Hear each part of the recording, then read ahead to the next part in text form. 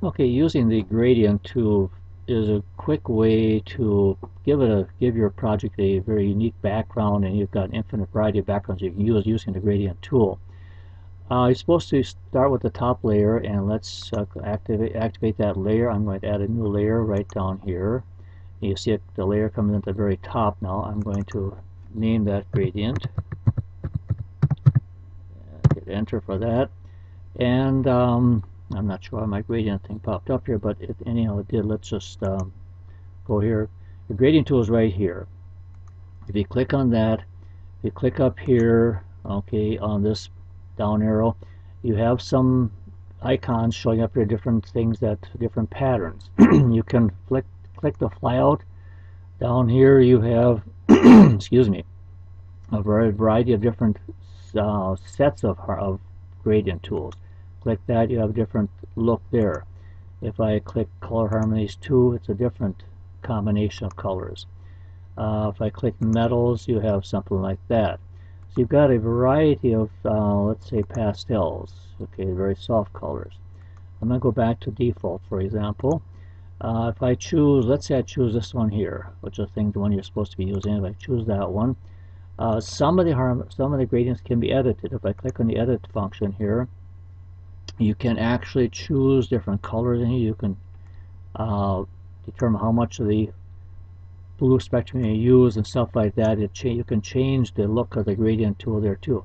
This I'll let you experiment with on your own sometime. You can see what you can do and what you can't do with it. For now, I'm just going to cancel all of this. You also have some icons up here. I'll show you some different things that can be done with that as well. Opacity, you can set that to any opacity you want. I'll leave it 100% for now, but you may at some point want to set that to a lower opacity. Mode, typically left at normal. You can experiment with some of the other things as time goes on and what they do as well, but for now I'll leave it at normal. So I'm on this gradient layer right now, and I'm just going to take and pull a line with my left mouse button down, pull a line from down to here, okay, and it generates a gradient tool like that. Just gradient meaning it gradually changes color from the blue to the yellow as it shows up here, blue to yellow. Okay, if I pull my line like this, very short horizontal line, and it makes a different look entirely. Okay, if you pull it like that, it changes the look entirely. So you can, first of all, you can see you could spend all day doing this if you wanted to. Okay, that's the line type. If you click on this icon, which is a radial gradient, okay, now I'll do it, and it's going to give you a circular look to it. Okay,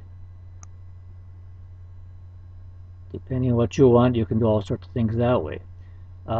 This one here, angle gradient, see what that does. Oh, there you go. That's different options there. Okay.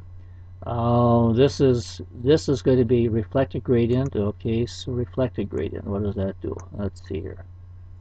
And you can see that gives you reflection, a mirror image. And then I've got one more here, diamond gradient. Okay, so you've got, you know, all sorts of things. You can come up with different background looks to it. So if we go back to the very first one here, and let's draw this like so, for example. That could be sufficient for this project, but just to make you aware of the potential that you have for this gradient tool, if I go back here and let's say I decide I want to have this color instead, I can just draw right over it. It's going to replace it with a different gradient. I could go here, go to my flyout, and let's say I go down to pastels, and let's choose that one. Okay, there I got a different look to it. I could use that pastel with that angle gradient and see what happens there with it. So you have just an immense amount of possibilities to provide backgrounds for your projects.